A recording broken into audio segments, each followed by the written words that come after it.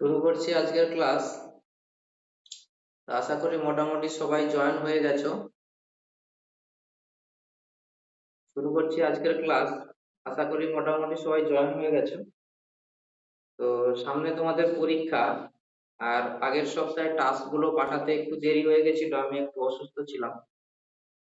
মোটামুটি এবার থেকে সোম বুধ শুক্র আপাতত এই 3টে দিন টাস্ক যাবে।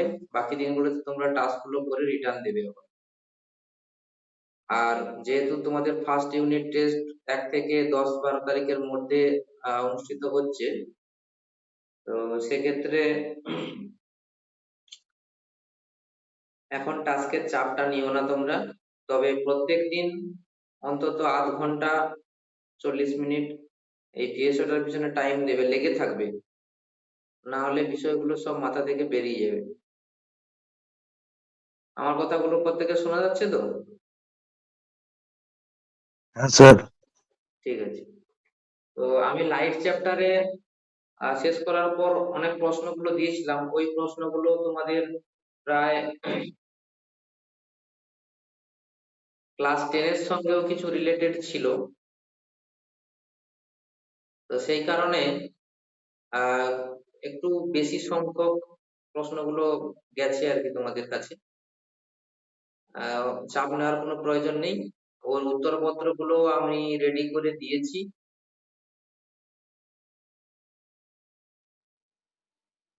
তোমরা গ্রুপে দিয়ে দিয়েছি, তোমরা দেখে নেবে। যদি কোনো সমস্যা থাকে উত্তরপত্রে বা প্রিন্টিং মিস্টেক বা কোনো কিছু থাকে, সেগুলো আমাকে জানিয়ে দেবে বা পার্সোনালি হোয়াটসঅ্যাপ করে জানিয়ে দেবে, আমি clear করে দেবো।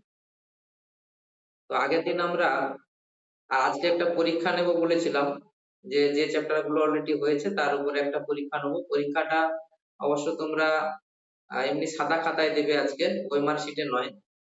এখানে ডেসক্রিপটিভ পার্টও আছে, কারণ আমাদের এই ফার্স্ট সেকেন্ড থার্ড 3টে লেয়ার নিয়েই হচ্ছে বিএসও।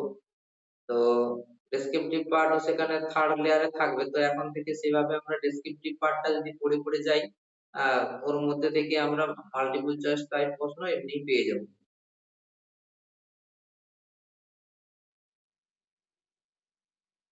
লাইট চ্যাপ্টারের যে প্রবলেম গুলো দেওয়া হয়েছিল তার সেখান থেকে এরকম একটা পিডিএফ ফাইল আমি তোমাদের গ্রুপে দিয়েছি, তোমরা একটু দেখে উত্তরগুলো মিলিয়ে নেবে বা রেডি করে নেবে।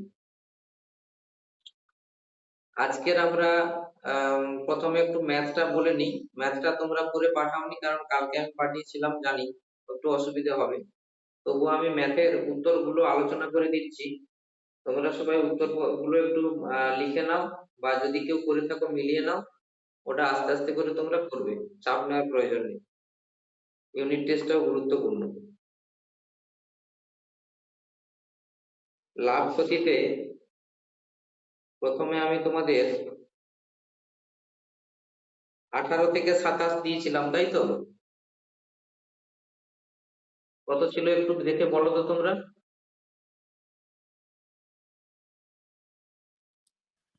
স্যার একটা ছিল 14 থেকে 23 আর একটা ছিল 20 থেকে 29। আচ্ছা,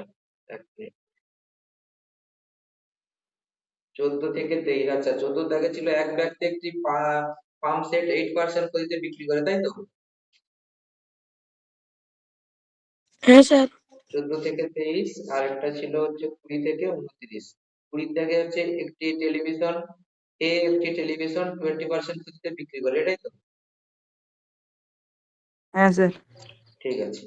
প্রথমে 14 থেকে 23 পর্যন্ত যে প্রবলেম গুলো দিয়েছিলাম তার উত্তরগুলো আমি একটু আলোচনা করছি, তোমরা একটু মিলিয়ে নাও।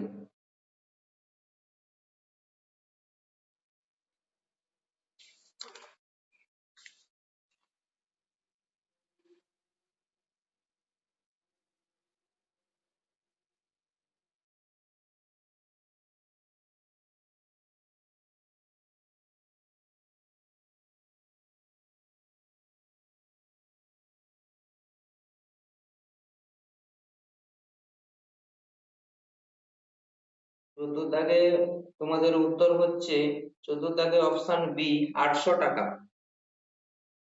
14 দাগের হচ্ছে অপশন বি 800 টাকা।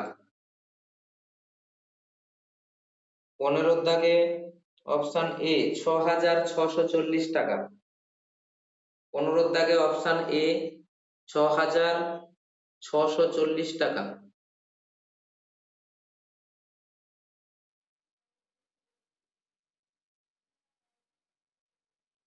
16 দাগে অপশন বি 16 দাগে অপশন বি হচ্ছে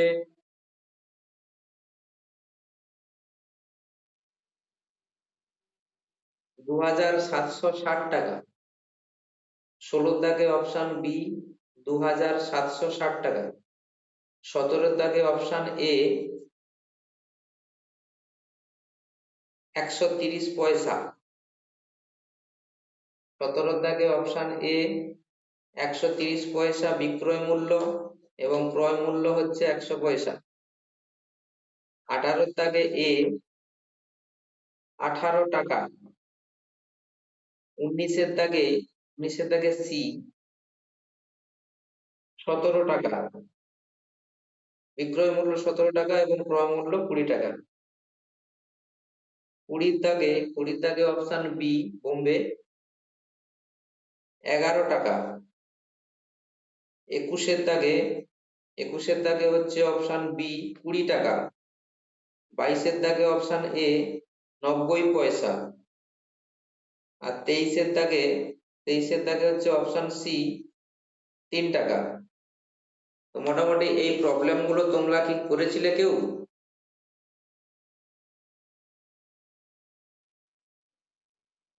হ্যাঁ স্যার। উত্তরগুলো মিলিয়ে নাও। আজকে এই প্রবলেম গুলো আমরা ডিটেলস আলোচনা করব না, তোমরা ধীরে ধীরে করো এগুলো। আগের ক্লাসে আমরা যার যেগুলো প্রবলেম হয়নি বা সলভ হয়নি বা বুঝতে পারোনি সেগুলো আমরা ক্লিয়ার করব। উত্তরগুলো বলে দিচ্ছি, উত্তরগুলো একটু তোমরা মিলিয়ে নেওয়ার চেষ্টা করবে, না পারলে অবশ্যই করবে। এরপরে হচ্ছে 20 থেকে 29। 20 থেকে 29 উত্তরগুলো বলছি, এগুলো একটু মিলিয়ে নাও।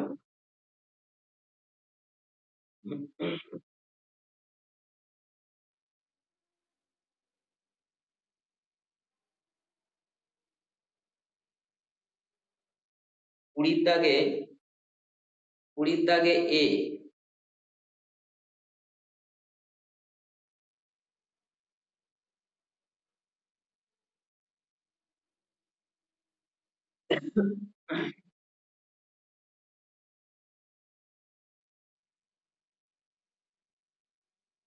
20 দাগে হচ্ছে অপশন এ 20,000 টাকা। 21 দাগে হচ্ছে অপশন বি 100 টাকা।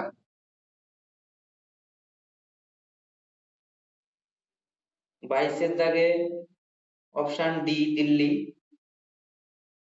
27,720 টাকা। 23 দাগে সি হচ্ছে 375 টাকা। 24 দাগে অপশন বি বোম্বে 10,000 টাকা।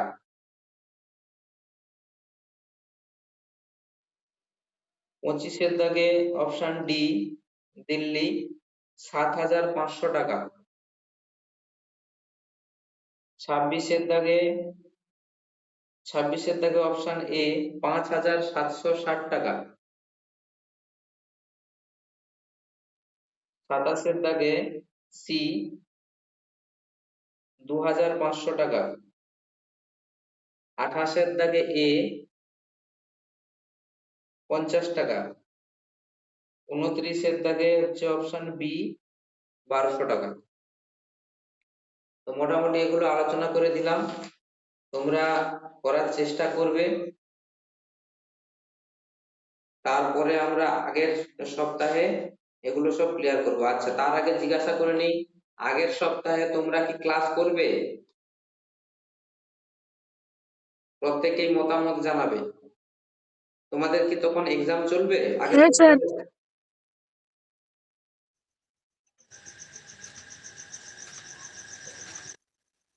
প্রত্যেকেই বলবে আগের সপ্তাহে রবিবার কি ক্লাস হবে, মানে তোমরা থাকবে কিনা ক্লাসে। হ্যাঁ স্যার। হ্যাঁ স্যার। আচ্ছা, আর হ্যাঁ স্যার। বাকিরা?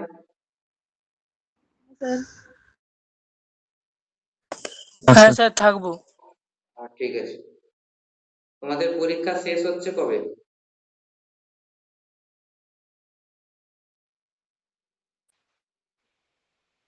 ম্যাক্সিমাম স্কুলে 10 তারিখ 11 তারিখের মধ্যে এরকম শেষ হচ্ছে। ঠিক আছে, তো তোমরা যদি থাকো তবে ক্লাসটা হবে, না হলে তোমরা যদি বলো যে পরীক্ষার জন্য ক্লাসে উপস্থিত থাকবে না, তাহলে আমাকে অন্য ডেট দিতে হবে, তাই জন্য জিজ্ঞেস করে নিলাম। তাহলে ক্লাসটা আমাদের যেমন চলছে চলতে থাকবে। নেক্সট আজকে আজকে তোমাদের একটু করাবো সরল সুদ সম্পর্কে। সরল সুদ সম্পর্কে একটু জানতে হবে, তোমাদের সিলেবাসে না থাকলেও এখান থেকে অঙ্ক এসছে আগে পরীক্ষায়। আজকে একটু সরল সুদটা করাবো। এতে বেশি কিছু নেই, কয়েকটা জিনিস আছে, সেইগুলো আমাদের জানলেই হবে।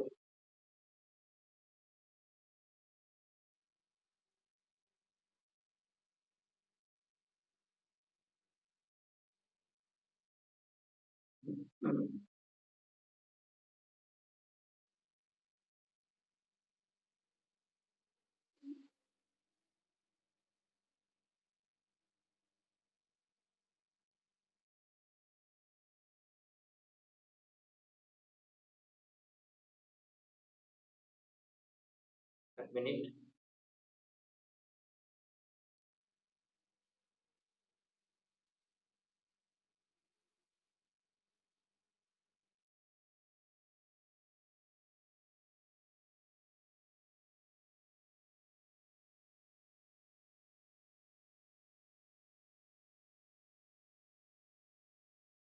বোর্ডটা মোটামুটি তোমরা দেখতে পাচ্ছ?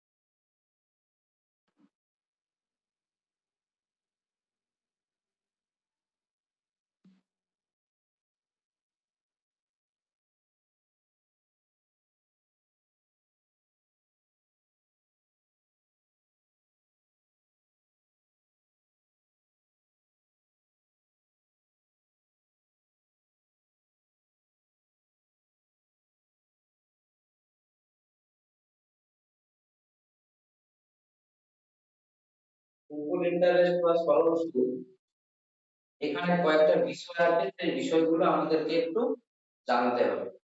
সেই বিষয়গুলো কি কি আগে একটু বলে নিই।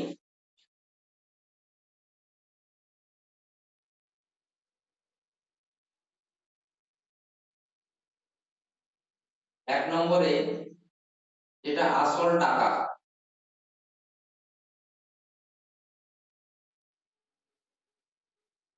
তাকে আমরা ধরছি পি। পি মানে হচ্ছে তোমার প্রিন্সিপাল।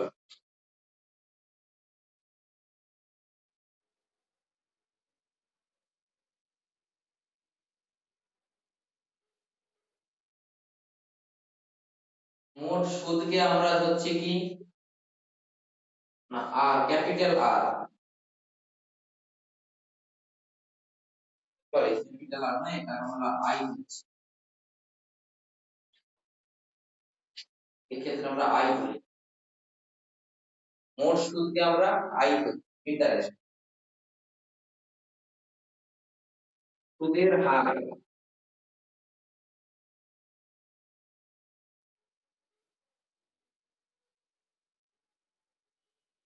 সুদের হারকে আমরা কি বলছি, রেট অফ ইন্টারেস্ট আর পার্সেন্ট, অর্থাৎ এটা সবসময় বছরে ক্যালকুলেশন হয়।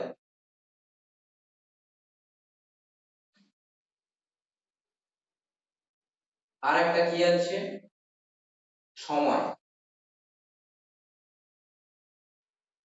সময়কে আমরা টি বছর,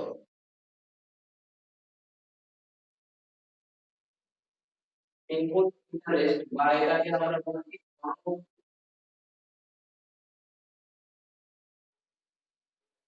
যদি শূন্য আছে বা কমে, এটা আমরা পরে কিন্তু আমাদের নেই, কিন্তু তরঙ্গ থেকে আসলকে তাহলে পি ধরলাম, মূল সুদকে এখানে আই ধরা হয়, সুদের হার হচ্ছে 8%, সময় হচ্ছে টি বছর। এই প্রত্যেকটাকে একসঙ্গে নিয়ে নিলে আমাদের যে সূত্রটা হয় I equals to PRT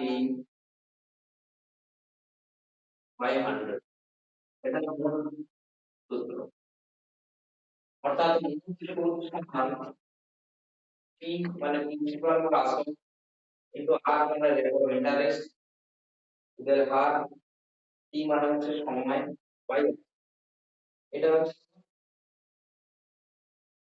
এবার যেগুলো শর্টকাট এখানে লাগে সেইগুলো আমি বলে দিচ্ছি, সেইগুলো লাগবে।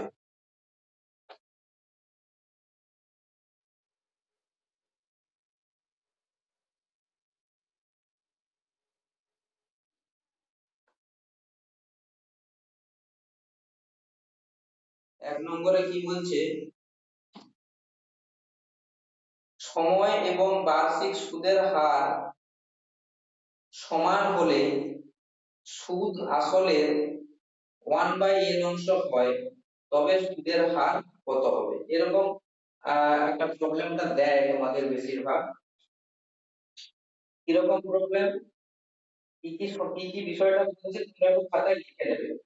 কি বলছে যে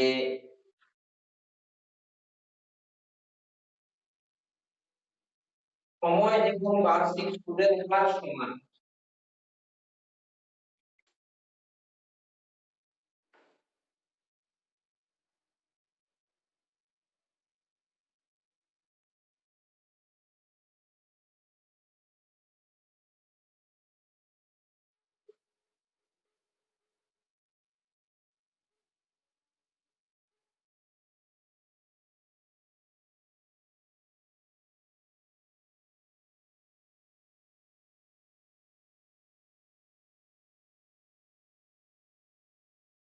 সময় এবং বার্ষিক সুদের হার কি হয়েছে সমান বলে দিয়েছি, এবং সুদ আসলের 1/n অংশ যদি হয়,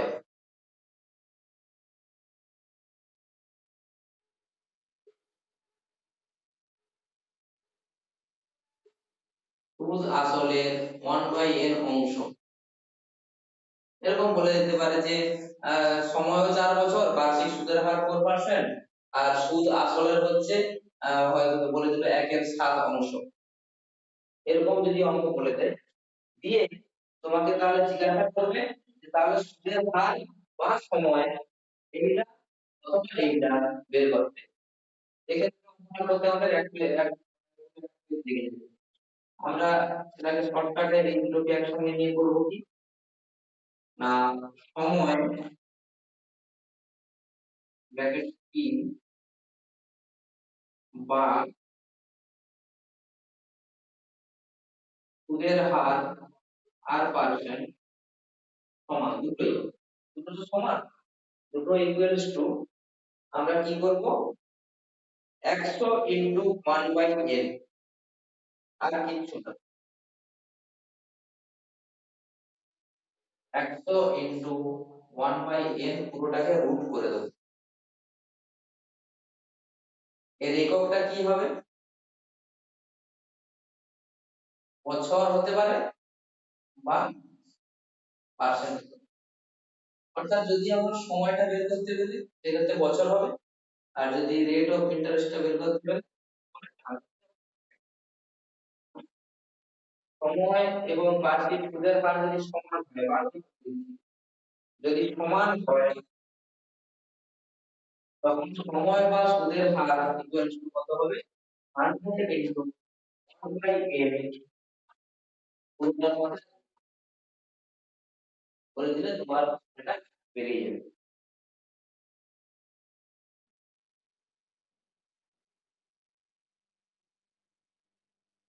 নেক্সট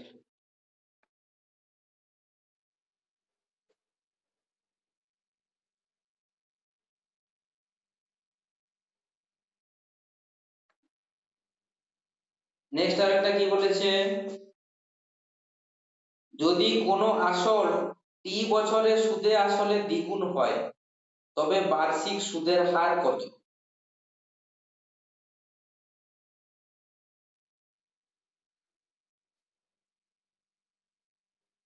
যদি কোনো আসল,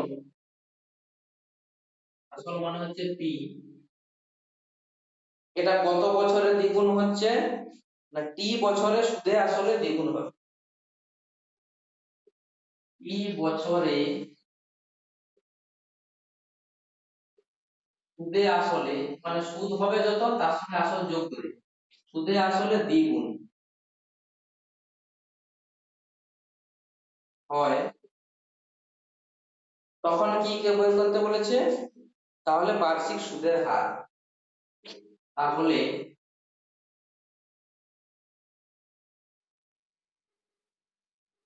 বার্ষিক সুদের হার আর পার্সেন্ট ইকুয়ালস টু, এই যদি কোনো আসল 3 বছরে যদি সুদে আসলে দ্বিগুণ হয়ে যায় তাহলে বার্ষিক সুদের হার কত হবে, কিচ্ছু না শুধু 100/3%, 100/83%।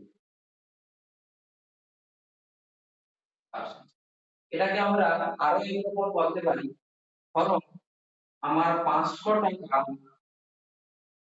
টি বছরে, ধরো 2 বছরে, ধরো 3 বছর, 3 বছরে সুদে আসলে দ্বিগুণ হয়, সুদে আসলে দ্বিগুণ মানে পি প্লাস আই, পুরাটা কত হচ্ছে দ্বিগুণ মানে 500 টাকা রাখছি হয়ে যাচ্ছে 1000 টাকা।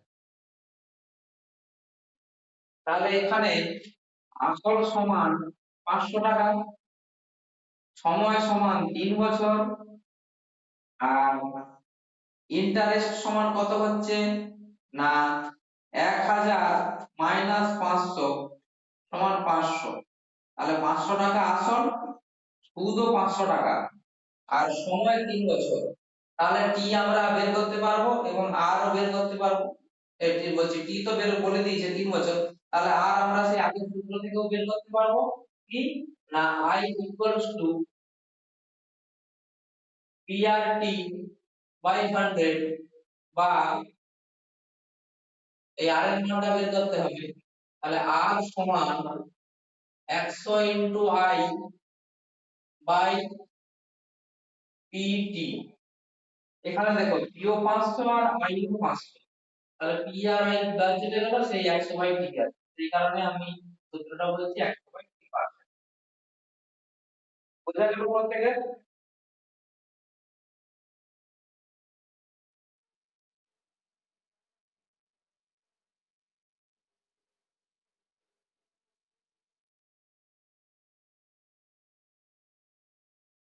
নেক্সট এখানে আর থাকে কি রকম, এগুলোই থাকে সেরকম, আর কঠিন আপাতত নেই, কঠিন যদি আসে আমরা সেভাবে মুভ করবো।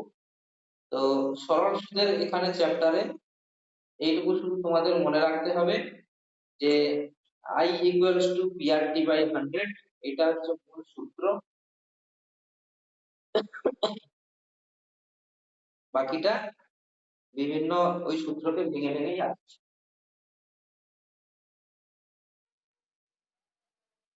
আর এটা যদি জটিল সুদ হয়,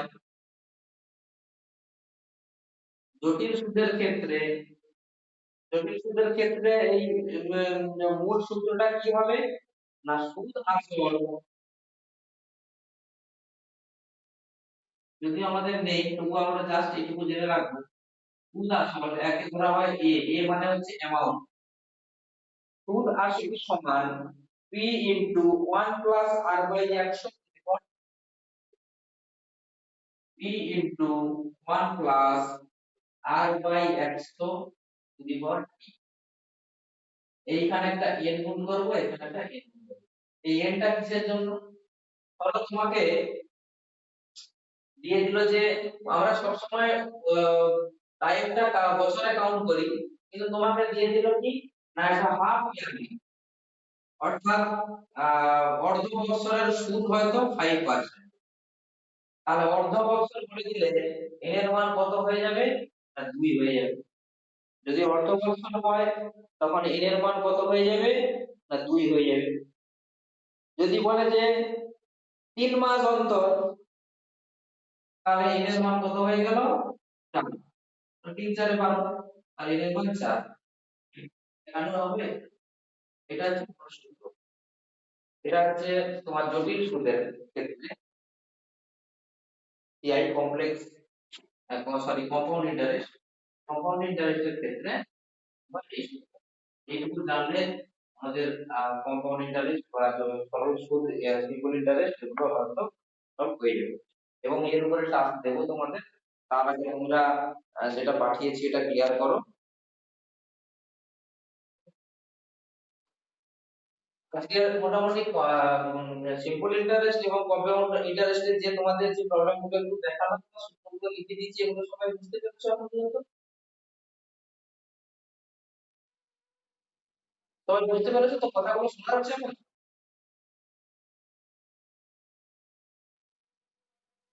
হ্যালো?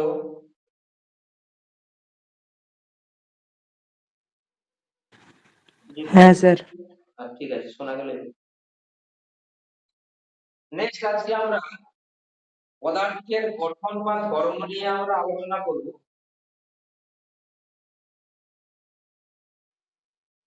তোমাদের এটা তো পরীক্ষা হবে, অর্থাৎ চাপ E সমান F/A। প্রবাহী যে সমস্ত আছে পদার্থ, তাদের ক্ষেত্রে আমরা আজকের এগুলো আলোচনা করব। প্রবাহী কাকে বলে? যেসব পদার্থ প্রবাহিত হতে পারে তাকেই আমরা প্রবাহী বলছি। এক কথায় চাপ কাকে বলবো না প্রবাহী? ধরো একটা এখানে আহ পাত্রে ধরো তরল বা জল রাখা আছে, তাহলে তার যে কোনো একটা বিন্দুতে, ধরো এই বিন্দুতে চাপ সমান কত হবে F/, অর্থাৎ এর উপর প্রযুক্ত বল বাই ক্ষেত্রফল। একক ক্ষেত্রফলের উপর প্রযুক্ত বলকে আমরা এখানে তরল পদার্থের ক্ষেত্রে চাপ বলছি। তোমরা বলো দেখি 1 পাস্কাল সমান কত ডাইন সেন্টিমিটার স্কয়ার?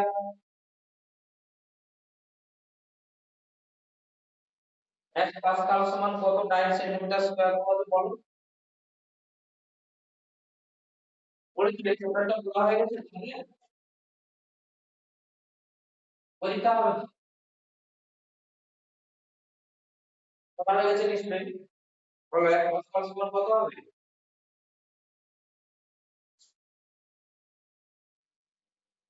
কে বলতে পারবে?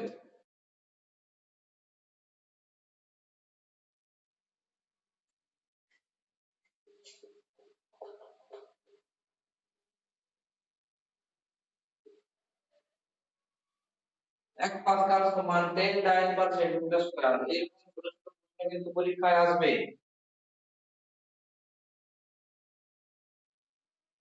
এবারে তোমাকে এখানে বলতে পারে যে তরল পদার্থের ক্ষেত্রে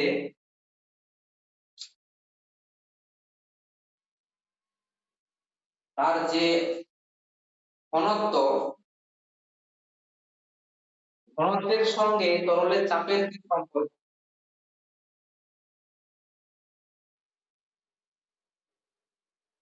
এখান থেকে অঙ্ক দেখে।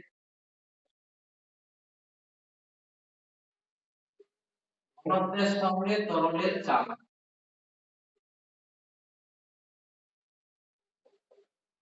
সম্পর্কটা কি কে বলতে পারবে বলো?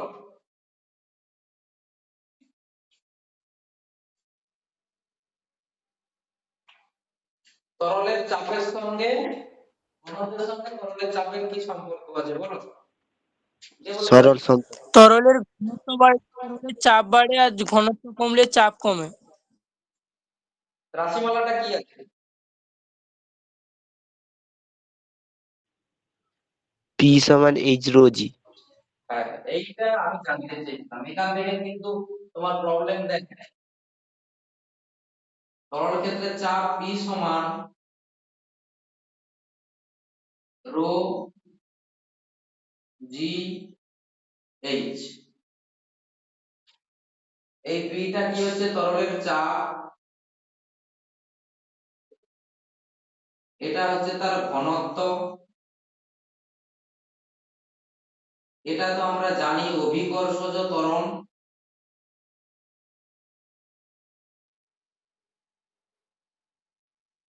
এটা হচ্ছে তরলের উচ্চতা বা গভীরতা, কতটা গভীরে বা কতটা উচ্চতায় আমরা চাপটা মাপছি, এটাই হচ্ছে এই ঘনত্বের সঙ্গে তরলের চাপের সম্পর্কটা। এটা তোমাদের জানতে হবে, এখান থেকে কিন্তু প্রবলেম দেয়। রো সমান পি সমান রো জি এইচ।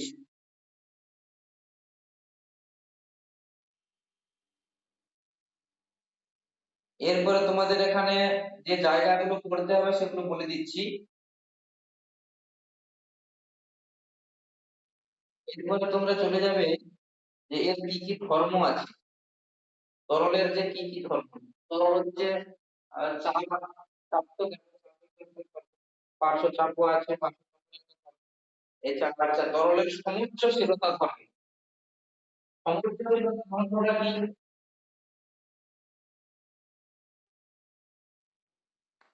না, ধরো এরকম একটা পাত্র আছে, এরকম একটা পাত্র আছে,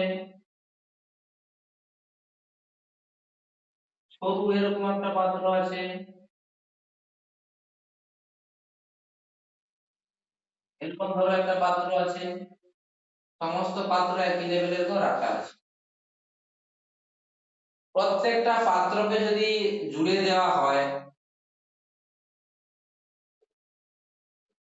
নল দিয়ে যদি জুড়ে দেওয়া হয়, এর মধ্যে তরলের যে উচ্চতাটা একদম একই উচ্চতা হবে। প্রত্যেকটা পাত্রে তরল সমান সমান উচ্চতায় থাকবে। আমরা তরলের এই ধর্মকে বলছি সমুচ্চশীলতা ধর্ম। এই সমুচ্চশীলতা ধর্মকে কাজে লাগিয়ে শহরে বা আমাদের গ্রামাঞ্চলেও এখন চালু হয়ে গেছে, আমরা বাড়িতে বাড়িতে যে জল পাই, সেখানে কি হয় না একটা উঁচুতে আহ আমাদের প্রায় 10 তলা বা 12 তলা এরকম উঁচুতে একটা কি করা হয়, বড় ট্যাঙ্ক বানানো হয়। সেই ট্যাঙ্কে জলটা প্রথমে পাম্প দিয়ে ভরে দেওয়া হয়, তারপরে সময় মতো সেটা ছেড়ে দিলে আমাদের 4-5 তলা বিল্ডিং এও বাড়িতে জল পৌঁছে যায় খুব সহজে, এই জলের সমুচ্চশীলতাকে কাজে লাগিয়ে। অর্থাৎ ওই বড় ট্যাঙ্কের সঙ্গে আমাদের বাড়ির ট্যাঙ্ক গুলো সব যুক্ত আছে পাইপের মাধ্যমে। যখনই জল ছেড়ে দিল ওই জলটা ট্যাঙ্ক যতটা উচ্চতায় আছে ঠিক ততটা উচ্চতায় ওঠার চেষ্টা করবে এই পাইপের মধ্যে থেকে, এবং যখনই ওঠার চেষ্টা করলো আমাদের বাড়ি বাড়ি জল সহজেই পৌঁছে গেল। এটা হচ্ছে জলের সমুচ্চশীলতা ধর্ম। এর ব্যবহারিক প্রয়োগগুলো পড়বে, কোথায় কি ব্যবহার করা হয়। এরপরে আসছে যে বায়ুমণ্ডলীয় চাপ কাকে বলো বলো দেখি তোমরা, বায়ুমণ্ডলীয় চাপ কাকে বলে, প্রমাণ বায়ুমণ্ডলীয় চাপ কাকে বলে, কে বলতে পারে? সমুদ্রপৃষ্ঠে 45 ডিগ্রি অক্ষাংশে 0 ডিগ্রি সেলসিয়াস উষ্ণতা, তাপমাত্রা 76 পারস্তম্ভের চাপকে প্রমাণ বায়ুমণ্ডলীয় চাপ বলে। হ্যাঁ, অর্থাৎ 45 ডিগ্রি অক্ষাংশের সমুদ্র পৃষ্ঠে 0 ডিগ্রি সেন্টিগ্রেড উষ্ণতা 76 সেন্টিমিটার উঁচু পারস্তম্ভের যে চাপ, তাকে আমরা প্রমাণ বায়ুমণ্ডলীয় চাপ বলছি। এরপরে যে গুরুত্বপূর্ণ বিষয়টা তোমাদের এখানে প্রশ্ন যেখান থেকে আসে, হাইফনের ক্রিয়া, হাইফনের ক্রিয়া থেকে কিন্তু তোমাদের প্রশ্ন আসে। হাইফনটা কিছুই না, তোমরা অলরেডি পড়েছো, জাস্ট ইউ আকৃতির এরকম একটা নল।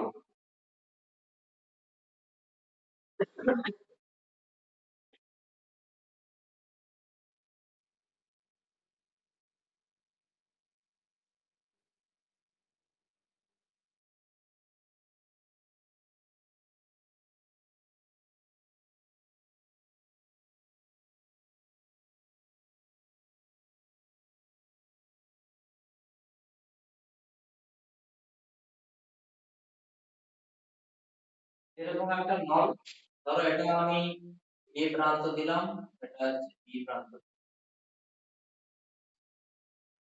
এই নলটাকে কি করা হয় না, একদিকে একটু ছোট আর একদিকে বড় থাকে। এবার এই নলটার মধ্যে তরল আমরা ভর্তি করলাম, ভর্তি করার পর যদি এই উঁচু অবস্থানে যে পাত্রটা আছে তাতে ডুবিয়ে দিয়ে ছেড়ে দিই, দিলে কি হবে, এতে যতক্ষণ পর্যন্ত এটাতে তরল থাকবে, তরলটা কিন্তু সহজেই বেরিয়ে আসতে থাকবে নিচের পাত্রে। এটাই হচ্ছে সাইফনের ক্রিয়া। কেন তরল এখানে চলে আসছে না, ধরো এইখানে চাপ কত হবে, তাহলে আমরা জানি তরলের ঘনত্ব হচ্ছে রো, অভিকর্ষজ ত্বরণ হচ্ছে জি, এইখান থেকে এই উচ্চতাটা হচ্ছে ধরো h1, আর ওই দিকের ক্ষেত্রে বি বিন্দুতে এটা এ বিন্দুতে, আর এই বি বিন্দুতে কি হচ্ছে না, এইখান থেকে উচ্চতাটা ধরো h2, যেহেতু এক তরল ঘনত্ব একই, জি এর মান একই, তো এটা হচ্ছে h2। এবার এই h2 টা h1 এর থেকে কিন্তু বড়, h2 টা h1 এর থেকে বড়। তাহলে এই বিন্দুতে এবং এই বিন্দুতে তরলের প্রেসারটা কেমন হবে? এই বিন্দুতে তরলের প্রেসারটা কেমন হবে? আর মোট বায়ুমণ্ডলের চাপ যদি P হয়, P মাইনাস এ বিন্দুতে রো জি H1, আর বি বিন্দুতে চাপটা কত হবে? টোটাল বায়ুমণ্ডলের চাপ P মাইনাস রো জি H2। তাহলে এটাও ফিক্সড, এটাও ফিক্সড। এবারে এই H1 টা যেহেতু H2 এর থেকে ছোট, তাহলে কি হবে না, এই মানটা, এই বি বিন্দুতে যে মানটা H2 বড় হওয়ার জন্য এটা কম হবে আর এটা বেশি হবে। সেক্ষেত্রে অর্থাৎ এই যে মানটা বি বি বিন্দুতে যে প্রেসার, এই প্রেসারটা কি হবে, এ বিন্দু থেকে কম হবে। এই কারণ H2 টা বড় আর এটা হচ্ছে ছোট, একই সংখ্যা থেকে বড়টা বাদ বড় বাদ দিলে যতটা হবে, ছোট বাদ দিলে নিশ্চয়ই কম হবে, অর্থাৎ এর মানটা বেশি হবে, বি মানটা কম হবে। তাহলে এখানে চাপ বেশি, এখানে চাপ কম, আর যেখানে চাপ কম সেখানেই তো বেশি চাপ থেকে সেই দিকে তরলটা প্রবাহিত হবে, তো সেই ক্ষেত্রে সহজেই তরল। কিন্তু প্রশ্ন এখানে কি দেবে তোমাকে, প্রশ্ন কিন্তু এইগুলো দেবে না।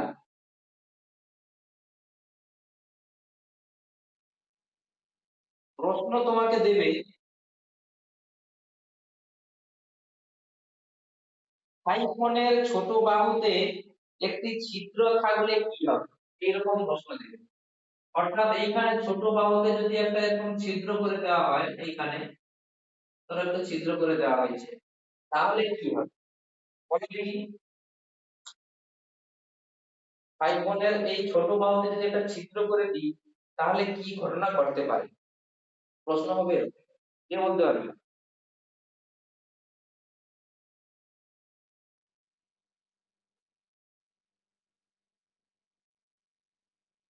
রণদীপ বল।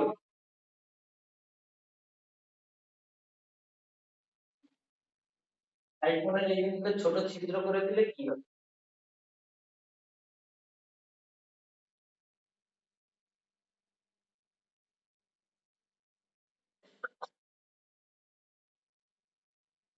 ওই ছিদ্র দিয়ে জলটা বেরিয়ে যাবে।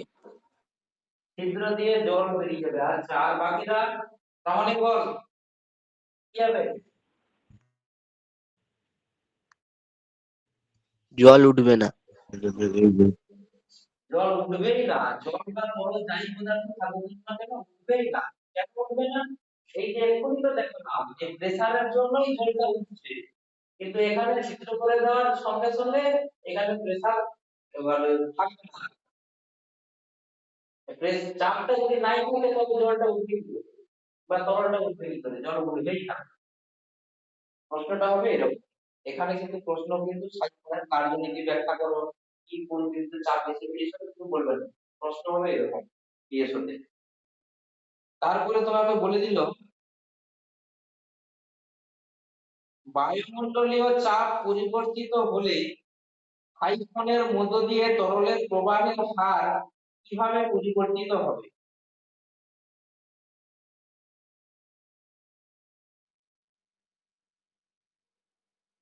বায়ুমণ্ডলীয় চাপ পরিবর্তিত হলে সাইফনের মধ্য দিয়ে তরলের প্রবাহের হার কিভাবে পরিবর্তিত হবে?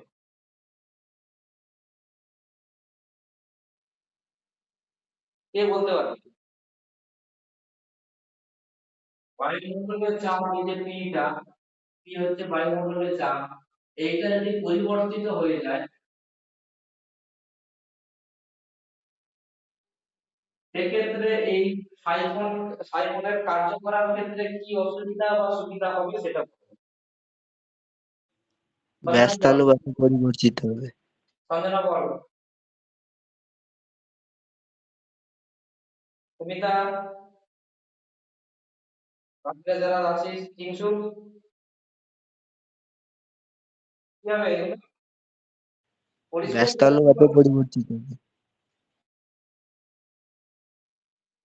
চাপ পরিবর্তিত, বায়ুমণ্ডলের চাপ পরিবর্তিত হলে কি হবে?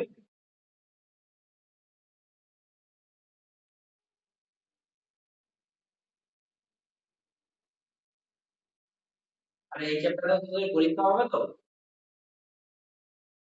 ফার্স্ট ইউনিটে? না স্যার, এই চ্যাপ্টারটা পরীক্ষা হবে না। আচ্ছা, শুধু বল কি হবে? হ্যাঁ স্যার, পরিমাপ, বল গতি আর মানে পরমাণুর গঠন।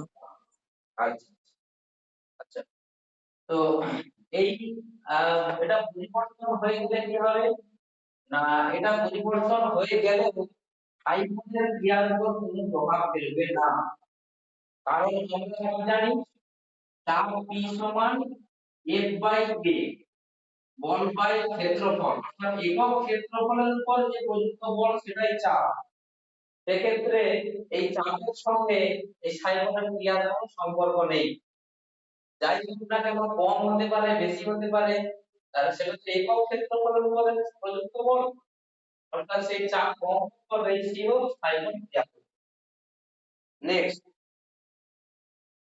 এখান থেকে আরো একটা প্রশ্ন দিতে পারে, চন্দ্রপৃষ্ঠে যদি আমরা সাইফন নিয়ে যাই সেক্ষেত্রে সাইফনের ক্রিয়ার উপর কি প্রভাব পড়বে?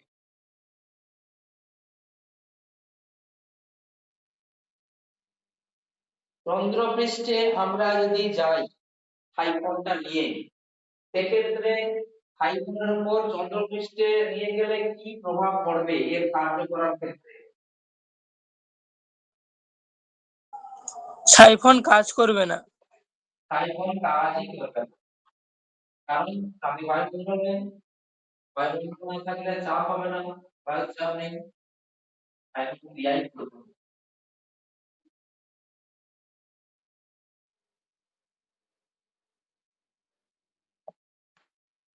মোটামুটি আমরা ভৌত বিজ্ঞানে প্রবাহীটা একটু শিখলাম, কারণ এটাও আস্তে আস্তে করে এগিয়ে নিয়ে যেতে হবে, কারণ ফার্স্ট যে চ্যাপ্টার এটা তোমাদের পরীক্ষা হবে প্রথম যে পর্যায়টা, ফার্স্ট লেয়ারে কিন্তু এই চ্যাপ্টারটা থাকে, এখান থেকে প্রশ্ন আসে, কারণ এই যে তরলের চাপ এটা তোমাদের এর সঙ্গে রিলেটেড, ক্লাস 8 এর সঙ্গে রিলেটেড, সেই কারণে হচ্ছে এখানে কিন্তু আসি,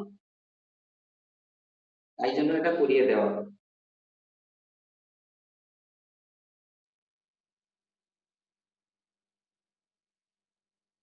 আচ্ছা, জীবন বিজ্ঞানের জীবন সংগঠনের স্তরটা তো তোমাদের হবে, তাই তো?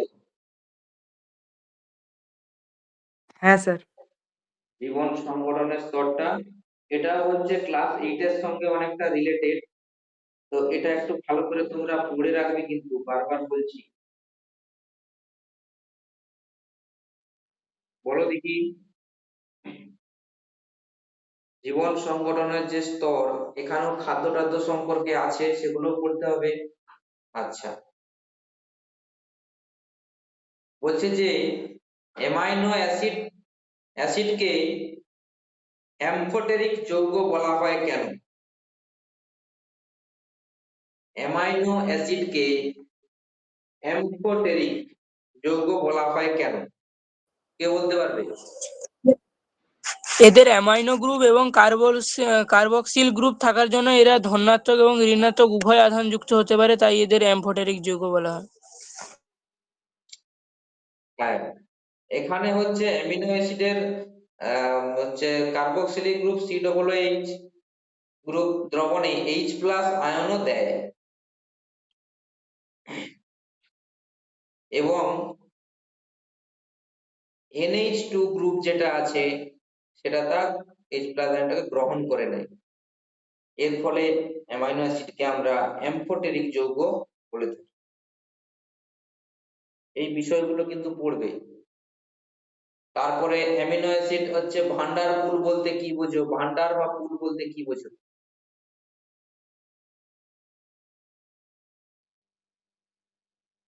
আচ্ছা, কার্বোহাইড্রেটে কার্বন, হাইড্রোজেন এবং অক্সিজেনের অনুপাত কত থাকে? 1:2:1। 1:2:1। এদের প্রত্যেকটার হচ্ছে পুষ্টিগত গুরুত্ব বা তাপন মূল্য এগুলো কিন্তু তোমরা একটু দেখে রাখবে, কার পুষ্টিগত গুরুত্ব কি আছে এবং তাদের তাপন মূল্য কতখানি সেগুলো একটু লক্ষ্য রাখবে, পড়বে।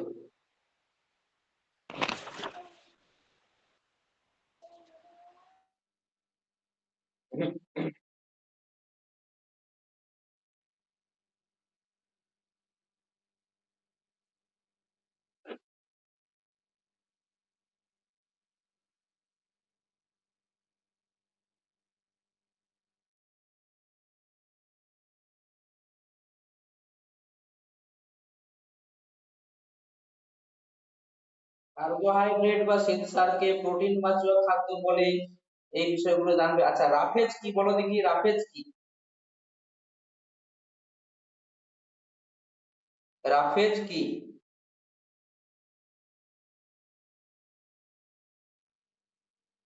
কে বলতে পারবে?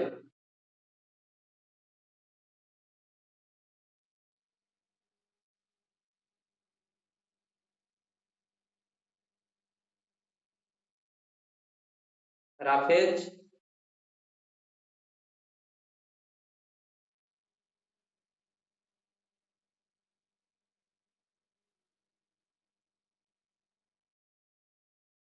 রাফেজ আর কিছুই না, শাকসবজিতে যে উপস্থিত সেলুলোজ থাকে সেই সেলুলোজ কি আমাদের শরীরে হজম হয়? বলো। এই সেলুলোজ কিন্তু আমাদের শরীরে হজম হয় না। সেক্ষেত্রে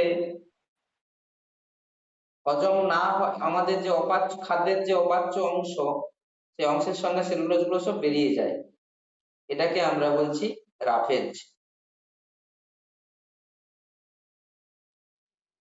এখান থেকে কিছু কিছু এরকম প্রশ্ন কিন্তু আসবে, একটু ফুটিয়ে পড়তে হবে, বারবার বলছি।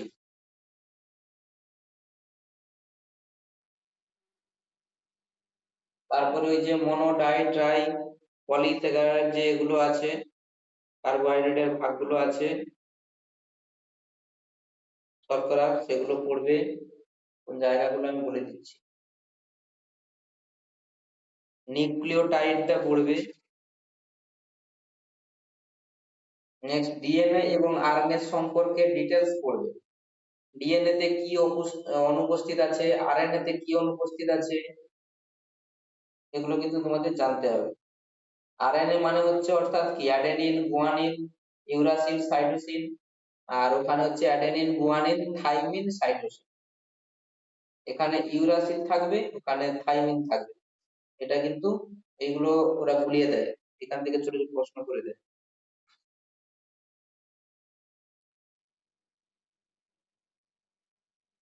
নেক্সট তোমাকে ধরলো, বললো যে ডিমকে রেফারেন্স প্রোটিন বলে কেন? কে বলতে পারবে? ডিমকে রেফারেন্স প্রোটিন বলে কেন?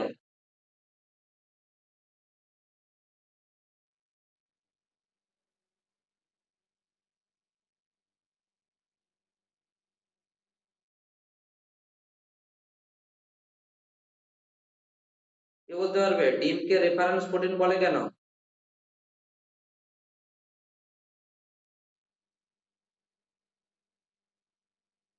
হ্যাঁ,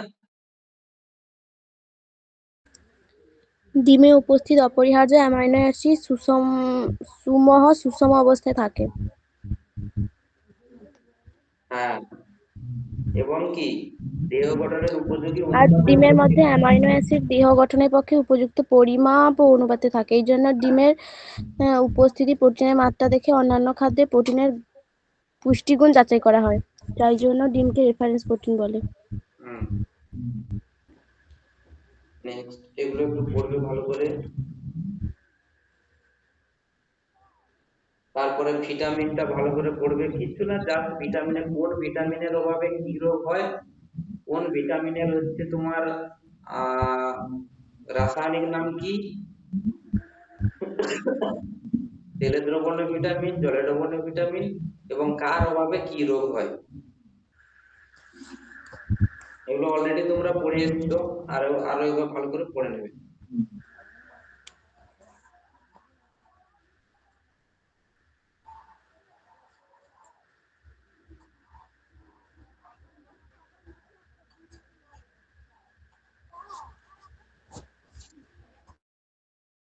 পরের দিন আমরা, আচ্ছা, কোষ সম্পর্কেও ওখানেও একটু পড়ে নেবে যে আত্মঘাতী থলি কাকে বলা হয়, তারপরে হচ্ছে তোমার প্রোটিনের কারখানা কাকে বলা হয়, তারপরে হচ্ছে আহ নোংরা খাদক কাকে বলা হয় কোষের, এই বিষয়গুলো যেগুলো গুরুত্বপূর্ণ বিষয়, এই জায়গাগুলো একটু পড়ে নেবে।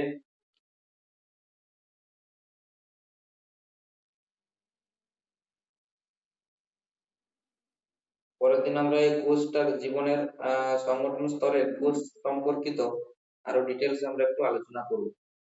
আজকে তোমাদের একটা এক্সাম নেব বলেছিলাম,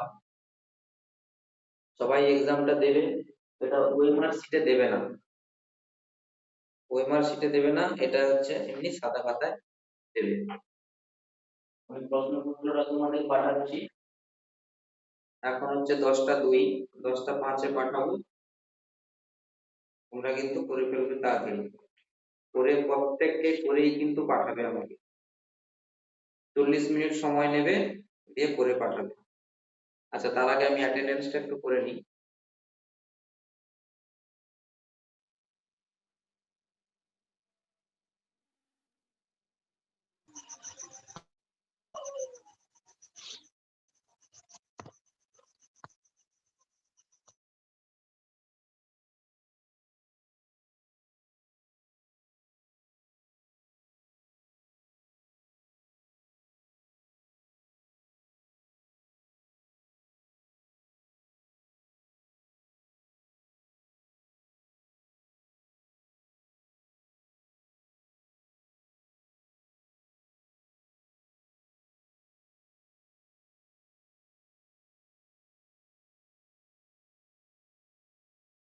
তনু Maiti, Yes, sir.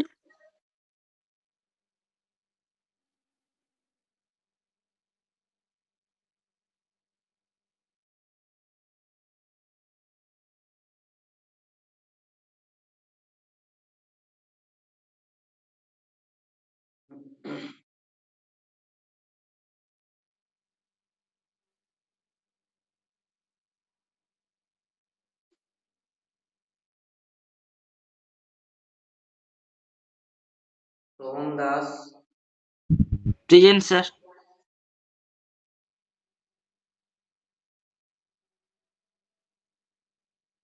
Somdev Maiti, Somdev Maiti,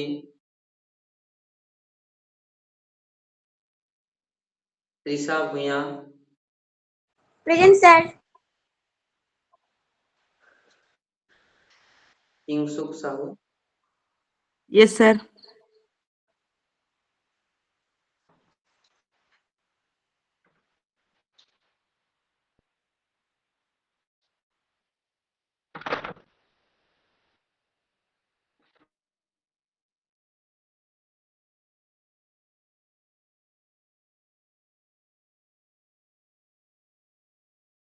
Suparna Pradhan, present sir. Ranadip Maiti, Yes, sir. সোহমগিরি,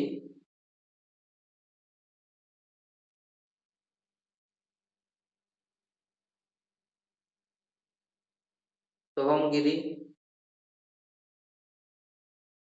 Sanjana Santra, Yes, sir. Labani Giri, Yes, sir. পড়াশোনা চলছে ঠিকঠাক? লাবণী, সাথী দাস, Present, sir. আগের দিন ক্লাস করিসনি কেন? স্যার নেটওয়ার্কের প্রবলেমের জন্য করতে পারিনি। Arindam Pramanik, present sir. Soumik Bhakta, Yes, sir. Debabrata Pramanik, present sir. Sunik Manna, Yes, sir. Shreya প্রধান।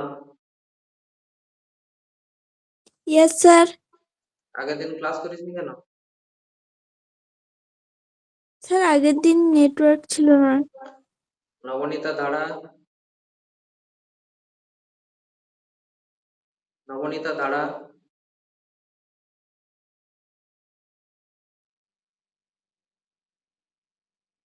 অনুপম প্রামাণিক, প্রেজেন্ট স্যার।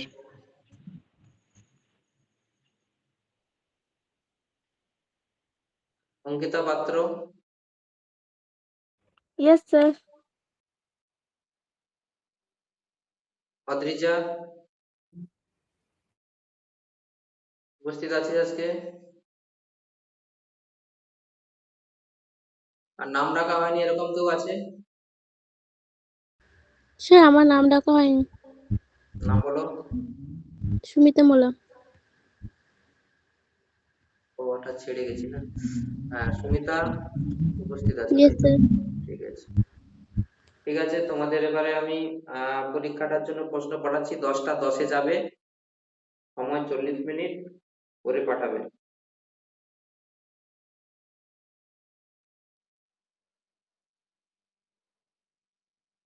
আজকে ক্লাসটা এ পর্যন্তই থাকলো।